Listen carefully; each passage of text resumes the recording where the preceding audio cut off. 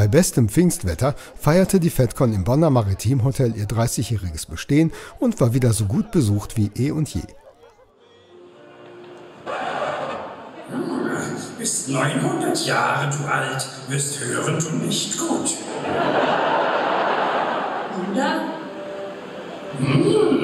Meinen Namen du kennst. Episode 1, doch nicht restlos für den Deine Heimat in Gefahr siehst. Dunkle Entgleisungen in der Welt des fantastischen Films. Sieh her.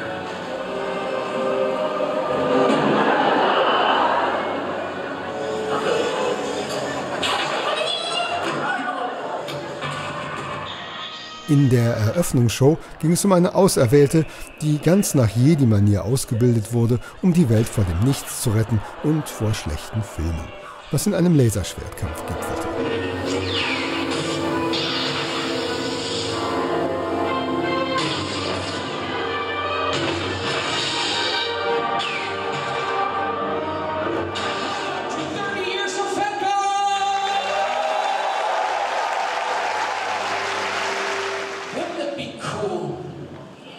Someday there would be a never-ending FedCon.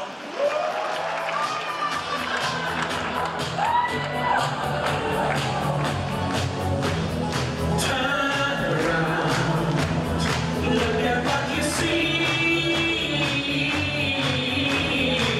in this place, the valley of your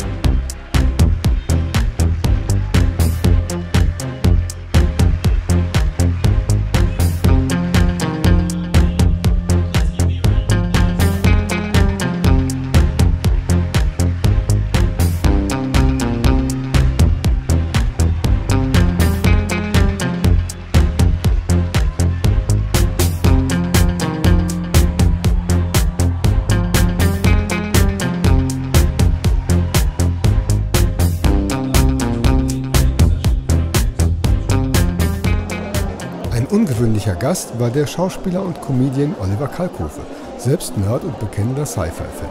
Zusammen mit Susanne Braun bewarb er den Fernsehsender Tele 5, der sich inzwischen zum Star Trek-Sender gemausert hat.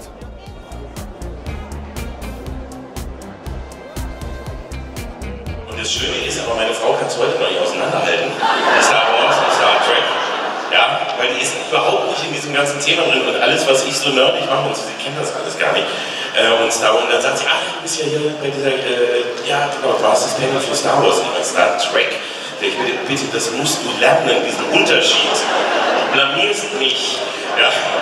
Aber es fing vor allem auch damals, als wir beschlossen zusammenzuziehen, ich habe 2 Meter große Spider-Man bei mir zu Hause. Um ehrlich zu sein, hatte ich damals zwei Meter große Spider-Man. Und dann kam meine Frau, kam das rein und sagte, guckte den so an und sagte, aber der Batman kommt dann nicht mit, oder? Ja.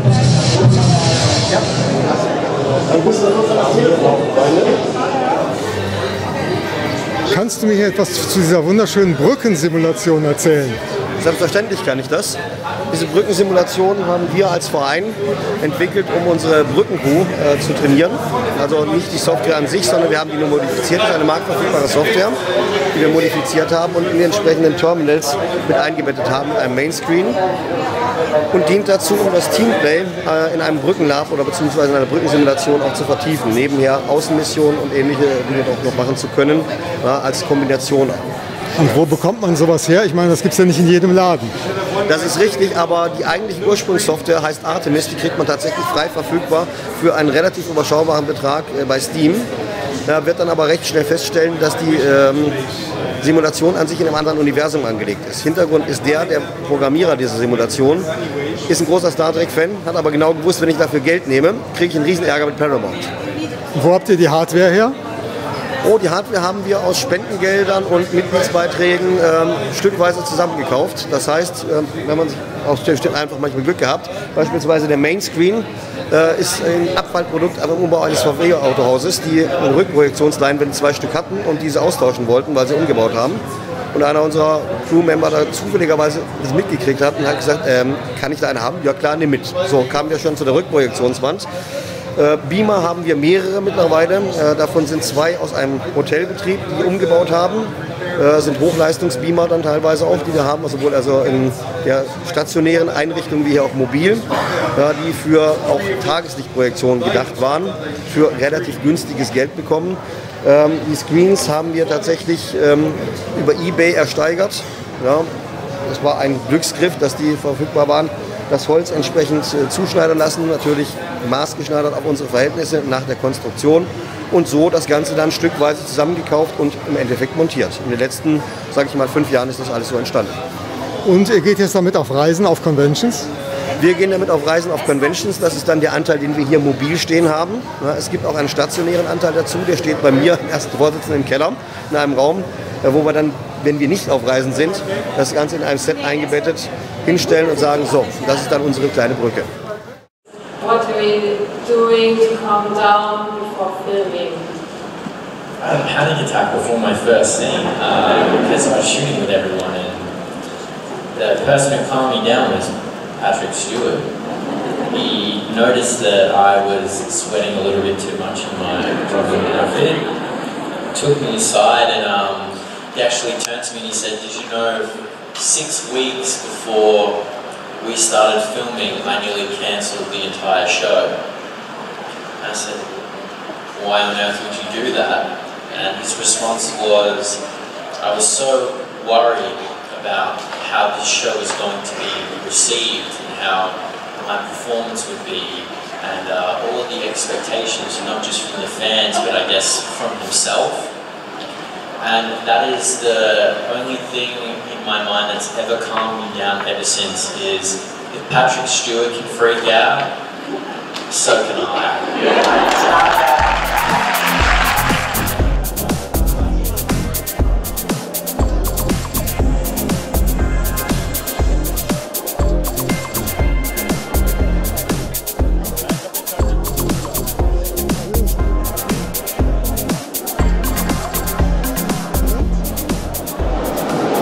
Ich bin Commander Guru.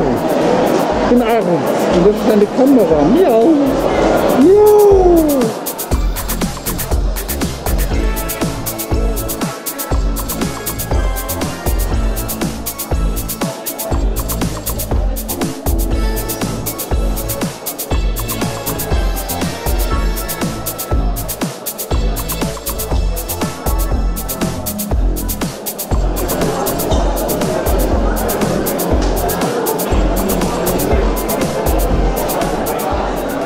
Man ist nie fertig.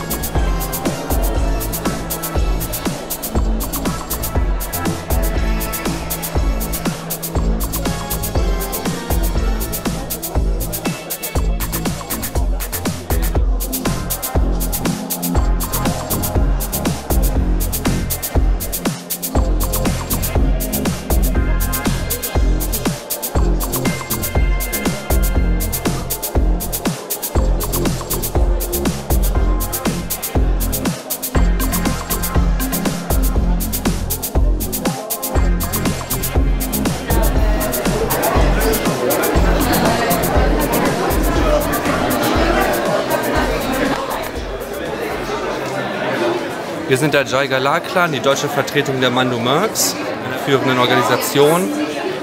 Die gibt es seit 2007, uns gibt es seit ungefähr 2010, also seit ungefähr 12 Jahren. Wir sind hier in Deutschland dabei tätig bei Charity-Organisationen, wir sind im Kostümbau tätig und bringen das auch anderen Leuten näher, die Kultur der Mandalorianer ebenfalls. Und ja, auch generell Fragen zu Star Wars beantworten wir gerne. Was muss man denn für Voraussetzungen erfüllen, um bei euch dabei sein zu dürfen? Zuallererst einmal muss man 18 Jahre alt sein und man muss ein filmfähiges Kostüm haben. Da begleiten wir die sogenannten UMs, die Unofficial Members, auf dem Weg dahin, dass sie auch dieses Kit dann haben, dass die dann von uns approved werden, dann können sie bei uns mitmachen. Müssen Sie das denn dann selbst gemacht haben? Sie können es selbst machen, Sie können es kaufen, da sind keine Grenzen gesetzt. Wie war das denn für euch, als die Mandalorianer-Serie jetzt im Fernsehen rauskam? Ja, für uns war es auf jeden Fall ein schönes Gefühl, dass dann auch mal die Randgruppen, sage ich mal, vom Star Wars etwas mehr Hintergrund bekommen haben. Gut, die Mandalorianer kennt man durch das Expanded Universe, durch Bücher, durch Computerspiele. Da werden sie ein bisschen mehr beleuchtet. Aber jetzt mal bei Disney Plus im Stream die Mandalorianer zu sehen, war schon ein schönes Gefühl. Was gefällt euch denn an der Serie am besten? Ja, die Mandos, ne? Die ganze Kultur, wie sie es aufgebaut haben, einfach super umgesetzt. Das ist der Weg. Das ist der Weg.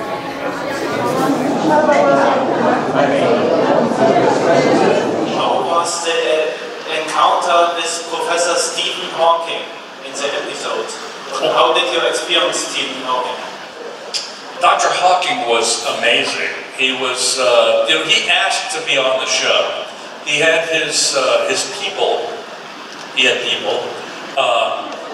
to call the Star Trek producers and say he wanted to be on the show. And so they wrote him an episode, and I was one of the lucky actors, or the lucky actor from the series, to get to be in the scene with Dr. Hawking. And it was an interesting, I know you've seen it, it was a poker game with Stephen Hawking, Sir Isaac Newton, Albert Einstein, and the lovable android Data. And I played Data. And,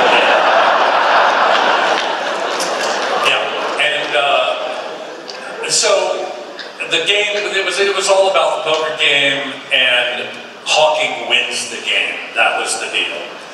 So we shot the scene, and about a year later, we were still working at Paramount at the time, and I was walking on the Paramount lot, and I see turning a corner, Dr. Stephen Hawking is coming towards me, and he was in a wheelchair. He'd been very, very ill for a lot of his life at that point, and so he had an entourage with him, a nurse and other people with him, and I could see as they came around the corner, he was coming towards me.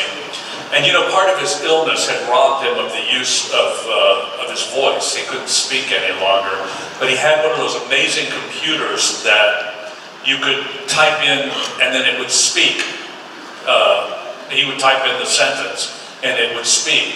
And I could see that he saw me and I saw him. And as he was coming closer and closer, he started typing into the computer. And just as he got right up to me, I said, "Dr. Hawking, nice to see you." And he pressed the button and it said, "Where's my money?"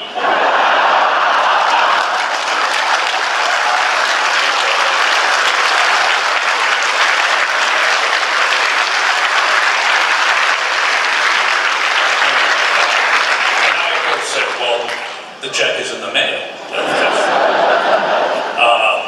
But a fascinating experience, and this is absolutely true. That was true, by the way, but when we were working, between takes, when they would reset the camera in a different angle, they would put him in a room that was the size of a closet, literally.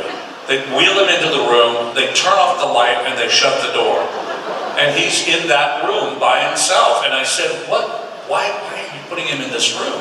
And they said, that's what he wants. He said he wants no distraction, and he just wants to be able to think. And, he had a lot of big thoughts. And, but that was fascinating. Ein ganz besonderes Highlight war die Red Pegg Show. Eine Band im Stil der Original Red Peggs mit Dean Martin, Frank Sinatra und Sammy Davis Jr. Nur waren die Songs jetzt auf Star Trek-Themen umgetextet und wurden performt von Nana Visitor, Casey Biggs, Max Grodenchic und Vaughn Arnstrong. Das Publikum zeigte sich begeistert.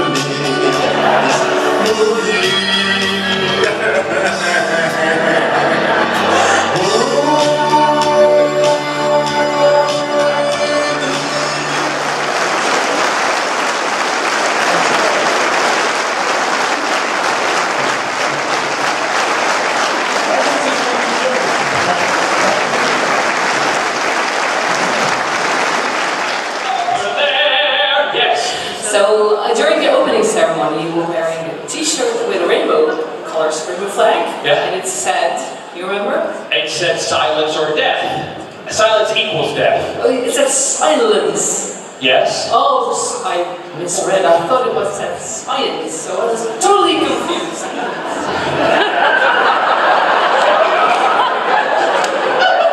I was like, oh, it's SciFi-Convention, and you're having a very short scientist. Science equals death have to do with a LGBTQ flag. I mean, I'm not fucking Donald Trump.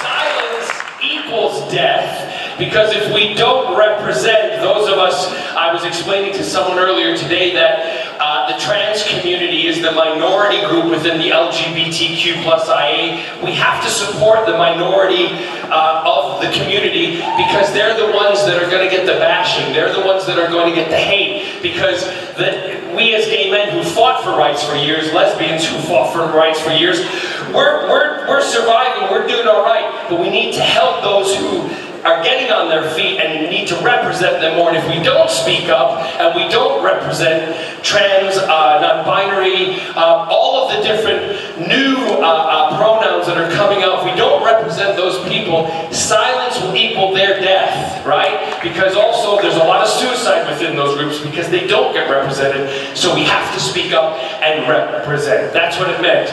Not fucking don't do science.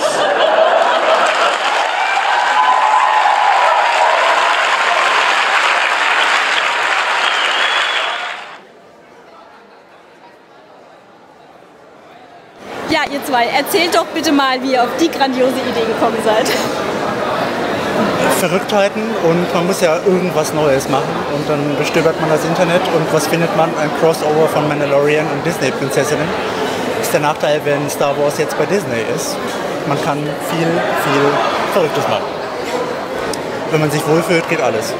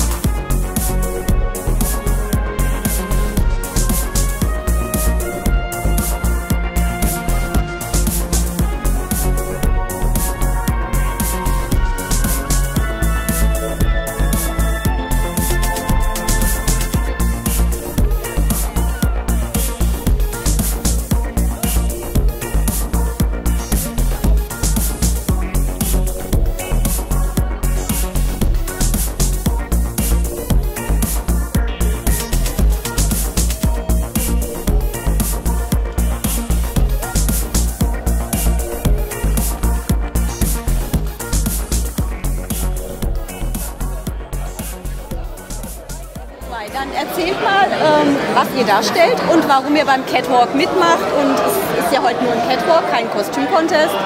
Und zu gewinnen gibt es natürlich dann auch nichts. Warum macht ihr da überhaupt mit? Also wir sind She-Ra und Seahawk, wir kommen aus dem Masters of the Universe Universum und ja, Catwalk ist mal was anderes wie Cosplay Contest, das habe ich viele Jahre, seit der 4. FedCon jedes Jahr gemacht und der Vorteil halt, wir sind zwar Bastler und Kostümschneider, aber so professionell, dass wir jetzt einen Wookie hinzaubern könnten, der 100%ig aussieht, das können wir halt jetzt nicht. Deswegen ist so ein Catwalk einfach Spaß. Wie gesagt, und es ist einfach schön, den Besuch auf der FedCon einen Zusatzspaß zu schenken. Wir gehen gerne auf die Bühne, begeistern die Leute mit unseren Kostümen, mit unserer kleinen Choreografie, bringe gern die Leute zurück in Erinnerung, gerade wieder in unsere alte Richtung, in die 80er, die wir für 4 FedCons gemacht haben, bevor Guardians of the Galaxy kam, wo mir damals schon She-Ra und Seahawk machen wollte. Und jetzt, es ist unsere gemeinsame 10. FedCon.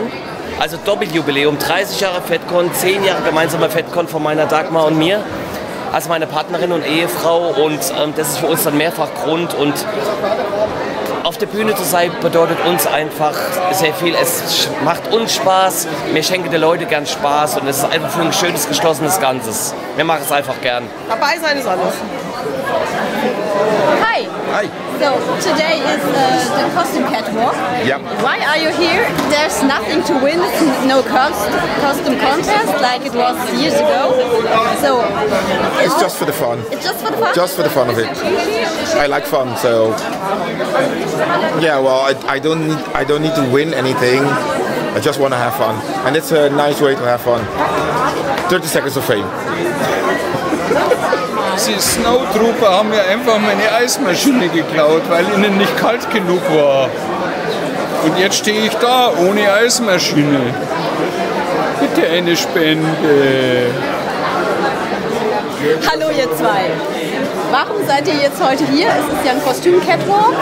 Wie ist was Besonderes hier? Wir sind gerade eingebeamt worden, um das Ganze zu verfolgen. Ja, Catwalk. Einfach heute mal wieder auf der Bühne stehen. einfach aus Spaß fahren und sie damit ein bisschen anstecken, weil sie macht das noch nicht so lange, meine Freundin. Das zweite Mal FedCon. Es gibt ja nichts wirklich was zu gewinnen, es ist einfach für euch ist nur Spaß an der Freude. Der Gewinn ist ja die Bühnenpräsentation. Also wir haben keine große Show, einfach nur rüberlaufen, aber man wird gesehen, ne? Weißt du das selber? Das Gemeinsame mit allen, die auch so tolle Kostüme haben. Das macht einfach Spaß. Das Tolle ist ja, du machst ja auch mit. Und was treibt dich auf die Bühne?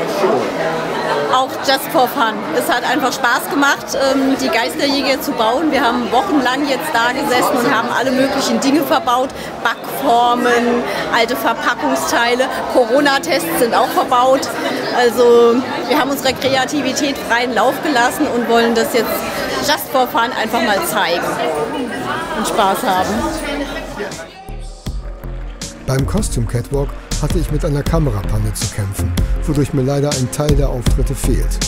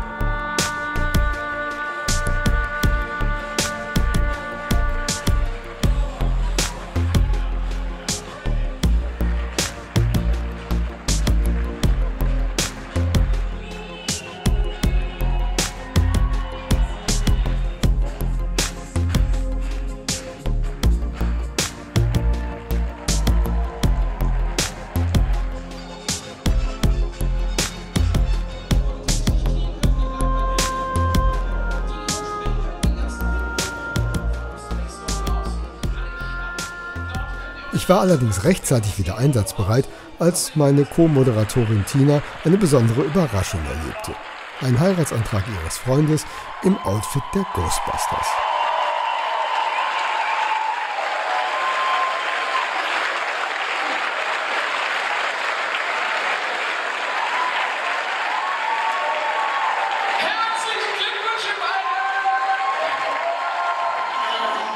I hope nobody's throwing anything at me, but I've barely seen anything with Doctor Who. I'll throw something at you. Okay. No, I want you. Can you describe it a bit? What would you say to me to describe it, and why would I watch it? I don't watch it anymore. Don't watch it anymore. I don't do it anymore. I can start with you. It's on DVD, so. Why should you watch it? Well, you should watch it because they've got a brand new Doctor, and the journey that show was made in the, let me see now, 2022. Is it 17, 18 years since I did it? 17 years since I did it. Nobody would have dreamed of casting a black actor, a gay actor in that role, even 18 years ago. In my case, yet again, it was another skinny white man. And in the 18 years, that show has changed completely. And that show was always about change. And it was always about inclusiveness. And the Doctor's central message is you're not better than anybody else and nobody is better than you. That's yeah.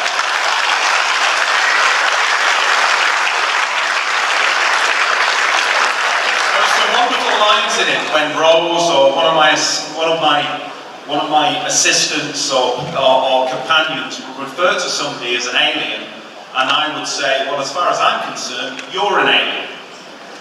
So the central message of the show is about acceptance and positivity and inclusiveness. So that's one reason to watch it. The rest is that it's a great, fun show. Occasionally with not the most perfect special effects. I mean, you look at the values of the show I did 18 years ago. I mean, some of it is not great. Talk about wobbly scenery.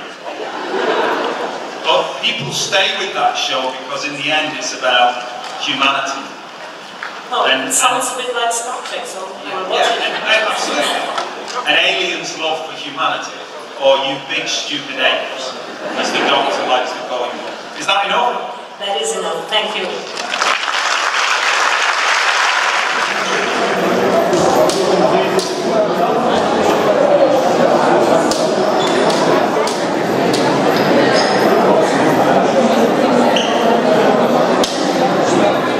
Hallo, ich bin der Geschäftsführer von Silver Dragon Sabers.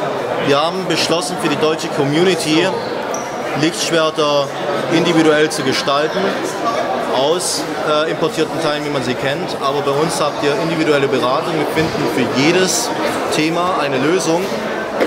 Und vor allen Dingen habt ihr bei uns eben geprüfte Qualität nach deutschen Standards. Das ist unser Alleinstellungsmerkmal. Ich habe gesehen, die sind auch kampftauglich. Die sind absolut kampftauglich, vollkontakttauglich. Wir werden im Sommer bei Konstanz am Bodensee die erste Lichtschwertmeisterschaft ausrichten mit Partnern und sind der Ausstatter der Veranstaltung. Kannst du mal ein ganz besonderes Stück zeigen? Ich habe da so ein Dunkelschwert gesehen. Das ganz besondere Stück, ja, das kann ich sehr gerne machen. Das ist so einer der ersten Prototypen, die ich gebaut habe. Von den Griffen gibt es insgesamt nur 7 Stück. Und das ist so wirklich das Unikat, von dem ich mich auch nicht trennen werde, weil damit so der Anfang des Ganzen da war. Das ist ganz speziell und schön, aber so sehen die Kunden auch, was alles möglich ist.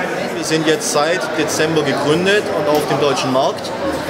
Wir sind noch jung, wir sind im Aufbau, aber wir werden immer versuchen, jedem Kunden seinen Wunsch zu erfüllen und jedes individuell gebaute Schwert so zu gestalten, dass das Herz des Käufers höher schlägt. Und wie sieht es so mit Kundendienst aus, falls mal was kaputt gehen sollte? Wir haben, wie es im deutschen Gesetz steht, 2 Jahre Gewährleistung und die erfüllen wir auch. Und natürlich sind wir auch nach den 2 Jahren immer für euch da.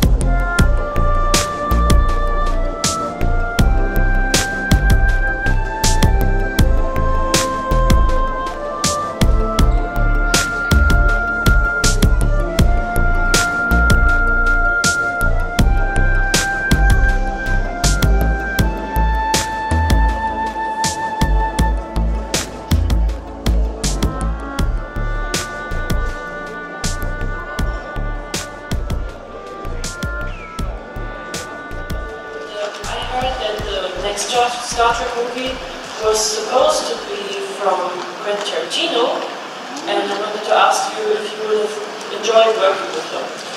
I love Quentin. He was such a big supporter of us back in the early days. He was one of the first directors to kind of come out and say how much he enjoyed Shaun of the Dead. It's funny because Quentin came up with this mad Star Trek script. It was, I think it would have been amazing to do it. It was really fun.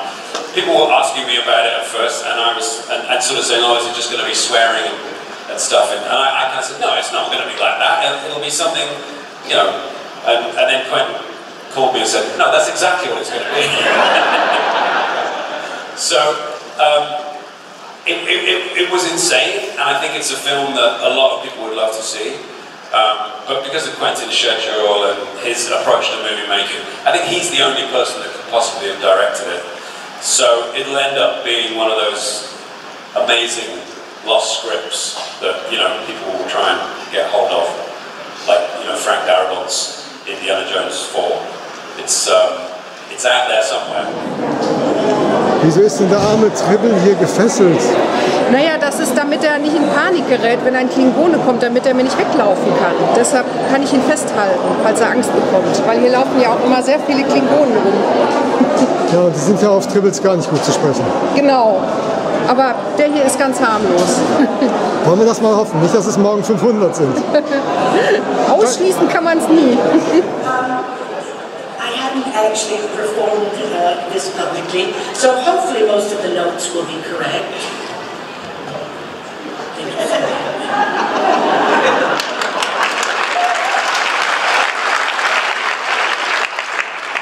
They're always there when you want them.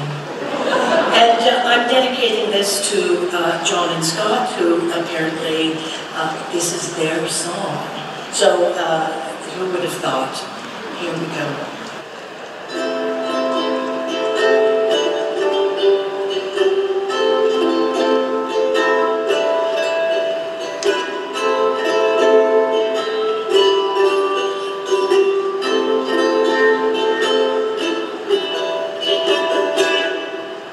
You won't admit you love me, and so how will I ever go now? You always tell me, perhaps, perhaps, perhaps.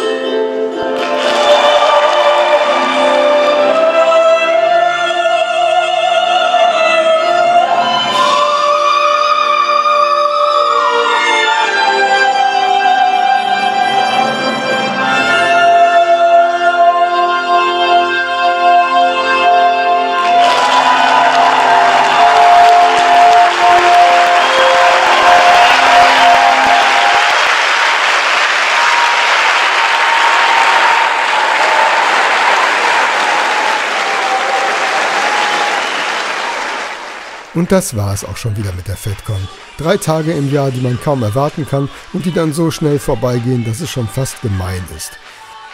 Auch ich freue mich, liebe Bekannte und Freunde wieder gesehen zu haben und vorübergehend in eine andere Welt abgetaucht zu sein. Für mich geht der Con-Blues erst vorbei, wenn dieser Bericht hochgeladen ist. Wir sehen uns sicher bald wieder, bei einer anderen Gelegenheit. Bis dahin, habt Spaß und lasst euch nicht unterkriegen.